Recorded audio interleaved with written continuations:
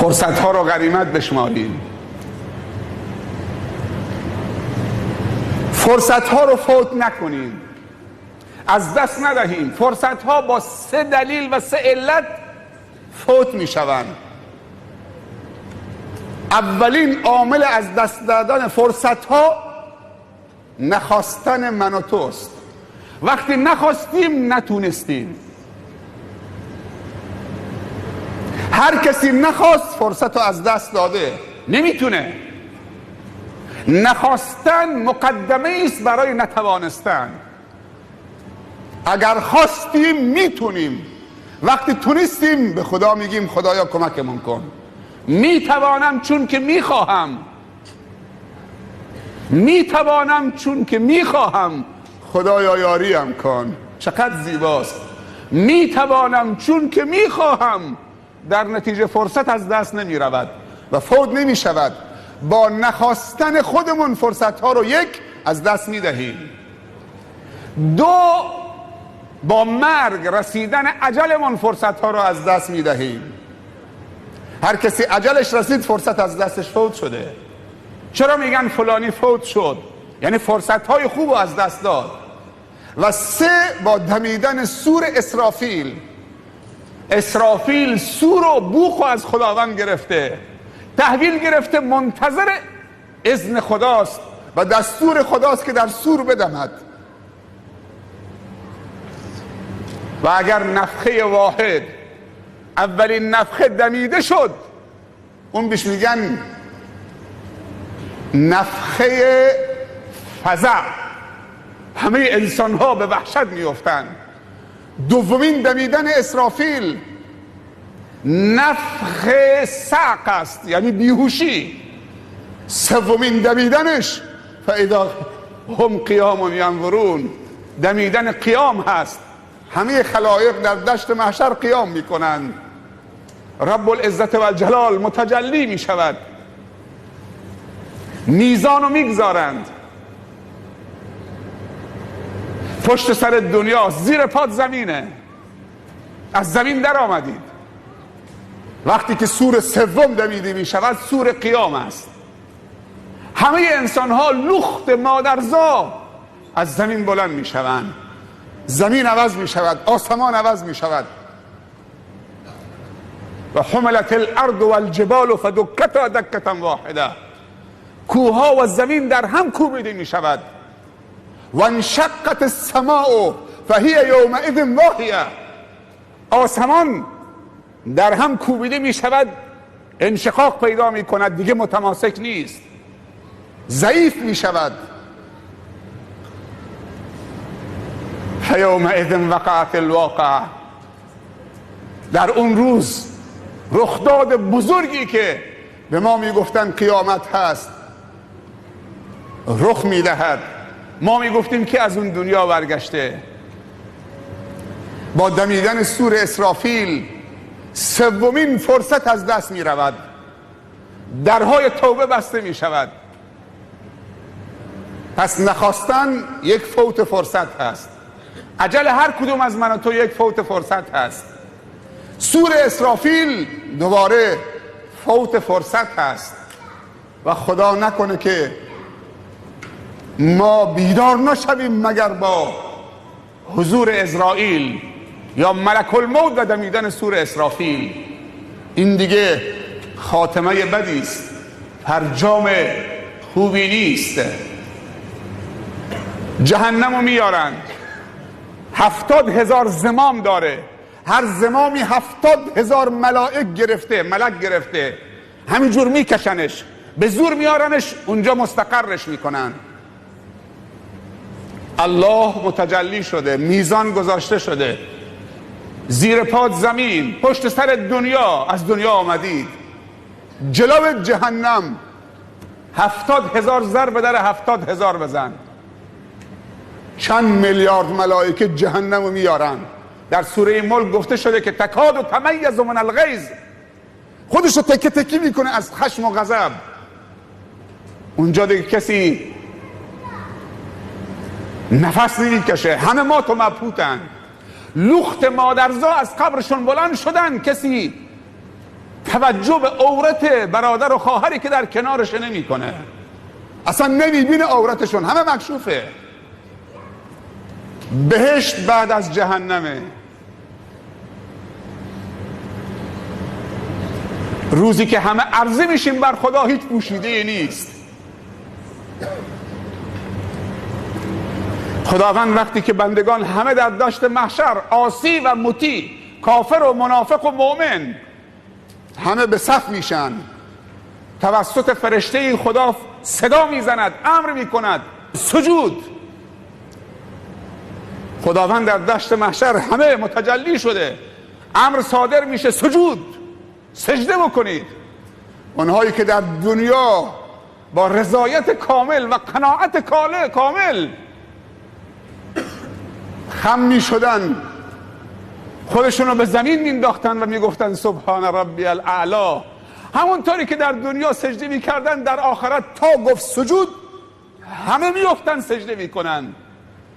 اما یه عده‌ای همینجور کمرشون یک دست شده، مفصلهای ستون فقرات کمرشون یک دست و یک تخته شده، خم نمیشه. منافقین و کفار هر کاری میکنن که وقتی گفت سجود سجده بکنن، هی یه مقداری خم میشه دوباره راست میشه، نمیتونه. یه عده‌ای سجده کردن اما اینها نمیتونن. یوم یدعون الی السجود،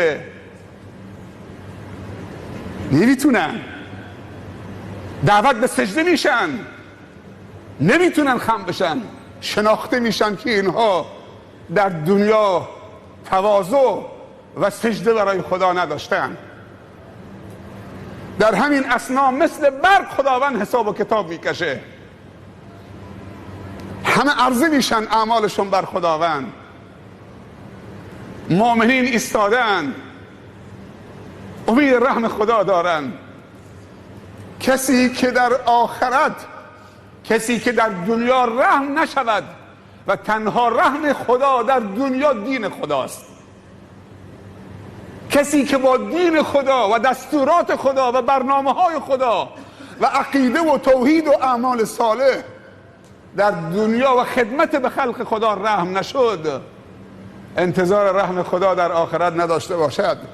در همین اثنا که همه ایستادن، مؤمنین هم امید به رحم خدا دارن، یک دفعه از پشت سرشون یک دفتری یا کتابچه‌ای پرواز میکنه، از پشت سرش یا جلوش میاد تو دست راستش.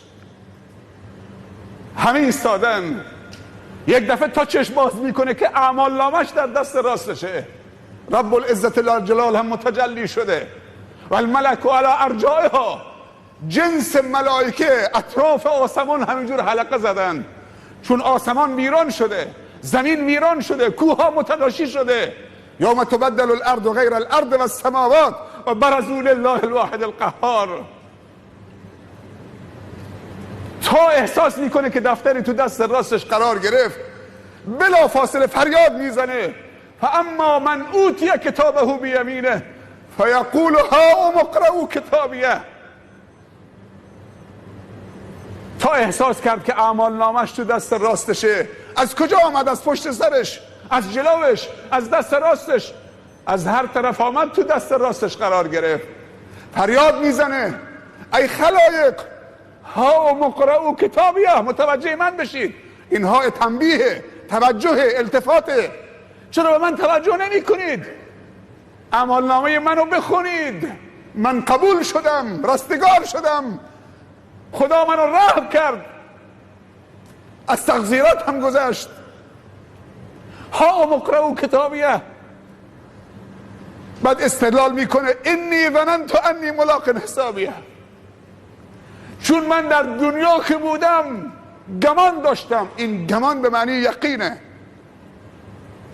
یقین داشتم که فردایی هست، قیامتی هست، حساب و کتابی هست، عدل الهی هست، رب العزت والجلال هست.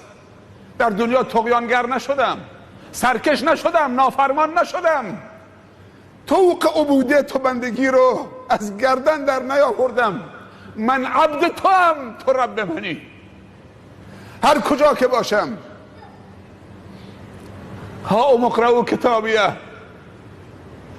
اینی ظننت انی ملاق حسابیه فهو فی عیشة راضیه.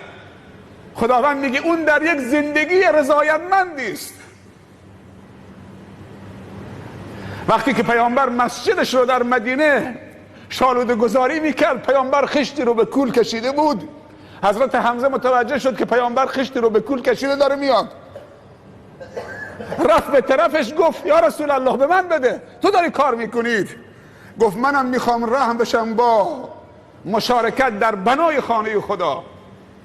و یک رجزی به اونها، یک نشید به اونها یاد داده بود که همینطوری که دیوار و شالوده مسجد پیامبر رو در مدینه کار میکردن صلی الله علیه وسلم، با هم رجزخوانی میکردن اللهم لا عیش الا عیش الاخره فاغفر للانصار والمهاجره. خدایا هیچ زندگی رضایت بخشی نیست که هم خودمون راضی باشیم هم تو از ما خوشنود باشید، مگر زندگی آخرت که به آخرت وصل بشه.